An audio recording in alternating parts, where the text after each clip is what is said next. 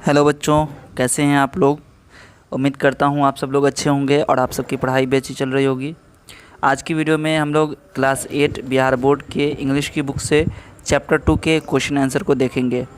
इस वीडियो में मैं सिर्फ आपको क्वेश्चन के आंसर्स बताऊंगा और अगर आपको इसके जो ग्रामेटिकल पोर्शन है उसको भी अगर आपको देखना है या उसके सॉल्यूशंस आपको चाहिए तो आप लोग कमेंट कीजिएगा, तो उसके लिए अलग वीडियो बना दूंगा। ठीक है, इस वीडियो में सिर्फ और सिर्फ क्वेश्चन और उसके आंसर्स मैं डिस्कस करूंगा।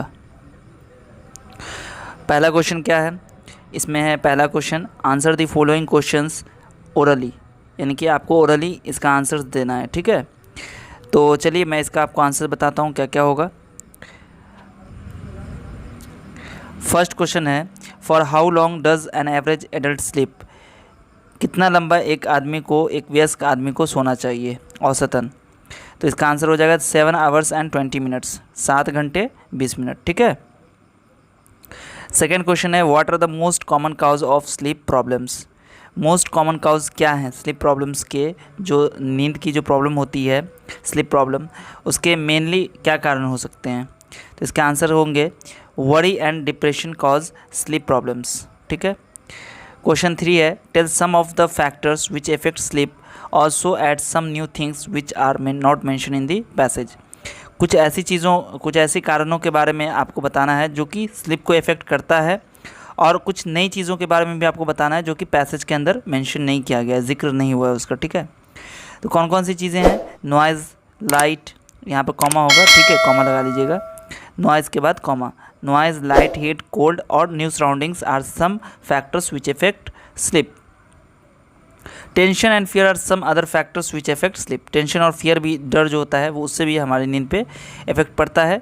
ठीक है, चलिए क्वेश्चन नंबर 4 क्या है, when do the bodily functions get slow, कब आपका जो बॉडली फंक्शन होता है, शारीरिक जो काम होता है, कार्य होता है, वो स्लो हो जाता है। In the middle of night, यानी कि जो आपकी शारीरिक क्रियाकलाप होती है वो रात में स्लो हो जाती है, कब, in the middle of night. ठीक है। अब उसके बाद है थिंक एंड राइट, इसमें क्या करना है, on the basis of reading the lesson try to complete the table by giving the 5 stage in 1 sleep cycle and 2 alternating phases. कह रहा है कि ऑन द बेसिस जो आपने पढ़ा है लेसन को, उसके आधार पर आपको ये टेबल को फिल करना है, giving the 5 stages in 1 sleep cycle and 2 alternating phases. ठीक है, 5 स्टेजेस और 2 अल्टरनेटिंग फेजेस होते हैं, उसके हिसाब से आपको फिलअप करना है। जैसे स्टेज 1 एंड 2, देखिए स्टेज 1 एंड 2 में क्या हो जाएगा, नॉट इन डीप स्लीप। ठीक है, नॉट इन डीप स्लीप, यहाँ पर 2 बार लिख दिया मैंने, not in deep sleep. Stage 1 and 2 में आप कहाँ होते हैं, गहरी नींद में नहीं होते हैं। स्टेज 3 एंड 4 में क्या भरना है आपको, डीप स्लीप। ठीक है, स्टेज 3 एंड 4 में भरना है आपको डीप स्लीप। स्टेज 5 में आपको भरना है your brain is active and your dream, you dream. ठीक है, your brain is active and you dream. उसके बाद है फेज 1। ठीक है, फेज 1 में क्या हो जाएगा, इसमें लिखिएगा involves no dreaming, normally it occurs in the early part of the night. ठीक है, उसके बाद फेज 2 में क्या भरिएगा, involves dreaming, it occurs mostly in the latter part of the night for varying period of time. यानी कि इसमें क्या होता है, आप सपना देखते हैं और ये मोस्टली क्या होता है, जो रात का दूसरा हिस्सा होता है उसमें ये होता है, और इसके पीरियड जो होते हैं वो अलग अलग हो सकते हैं। If you makeup during this phase, यहाँ पे दिस की स्पेलिंग जो है वो आप सही कर लीजिएगा, THIS, दिस। चलिए अगला देखते हैं, write the answer to each of the following questions in about 50 words, आपको 50 शब्दों में आंसर देने हैं। ठीक है, do all adult require the same amount of sleep, find out how much sleep people of different age group required, कह रहा है कि क्या सभी वयस्कों को सेम अमाउंट ऑफ स्लीप चाहिए, या फिर आपको ये पता करना है कि how much sleep people of different age group required, यानी कि अलग अलग जो एज ग्रुप होता है उसमें कितनी कितनी नींदें चाहिए, ज़रूरत कितनी होती हैं। तो यहाँ पर इसका आंसर लिखिएगा, an average adult स्लीप्स for 7 hours and 20 minutes, एक एवरेज एडल्ट जो सोता है वो लगभग 7 घंटे 20 मिनट के लिए। ठीक है, about 8% of adult sleep of for 5 hours and some sleep less, कुछ होते हैं जो लगभग 8% ऐसे होते हैं जो 5 घंटा या उससे कम सोते हैं। ठीक है, 4% of the adults need 10 hours और मोर स्लीप, 4% ऐसे होते हैं जो 10 घंटे से ज़्यादा सोते हैं। So all adult do not require the same amount of sleep, इसलिए सभी वयस्कों को एक बराबर अमाउंट में स्लीप की ज़रूरत नहीं होती है। Children of 5 to 12 years need 10 to 11 hours sleep each night, जो बच्चे होते हैं 5 से 12 साल के, उनको 10 से 11 साल की नींद की ज़रूरत होती है। Babies need to sleep for 14 to 18 hours, जो छोटे बच्चे होते हैं, बेबीज़ होते हैं, ठीक है, शिशु, उनको 14 से 18 घंटे सोने की ज़रूरत होती है। Elderly people need less sleep than they were young, जो बुज़ुर्ग होते हैं उनको कम नींद की ज़रूरत होती है, ठीक है, जितना वो जवानी में सोते हैं उससे कम नींद की ज़रूरत उनको होती है बुढ़ापे में। They often take a nap during the day time, वो अक्सर क्या होता है दिन में नैप ले लेते हैं, झपकी ले लेते हैं थोड़ी सी।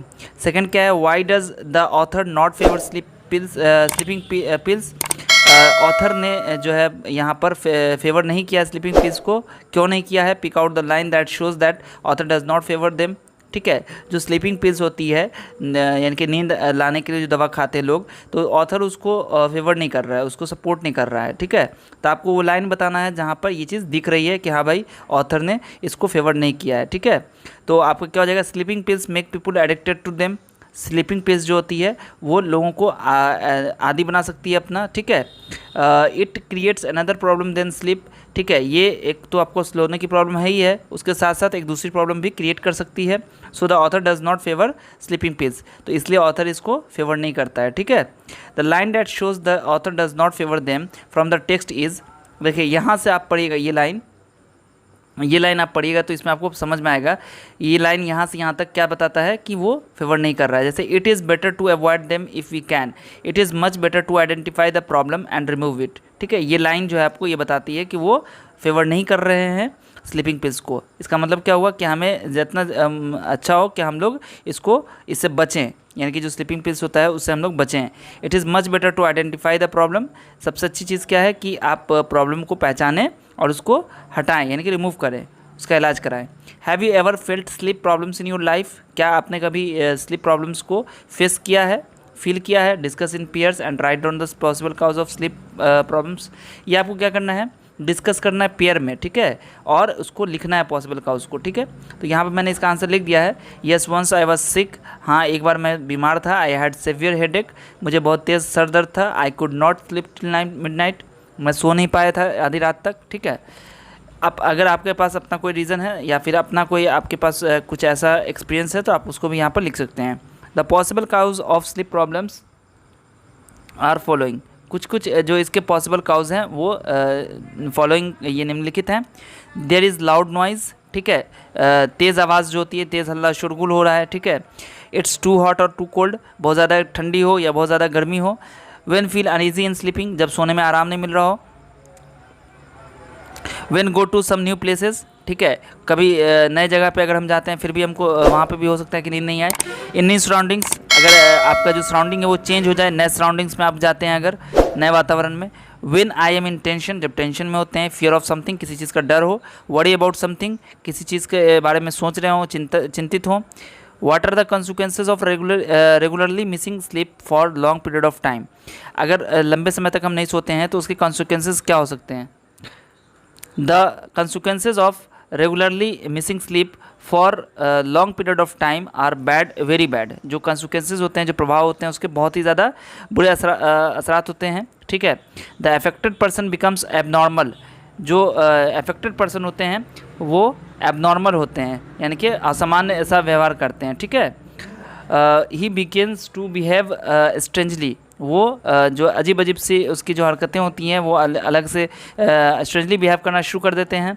His ability to concentrate on things और studies and his judgement ability gets impaired, जो उनकी एबिलिटी होती है, योग्यता होती है ध्यान लगाने की किसी चीज़ पर, पढ़ाई के ऊपर, या फिर जो उनकी जजमेंट की जो योग्यता होती है वो इम्पेयर्ड हो जाती है, यानी कि कमज़ोर हो जाती है, ठीक है।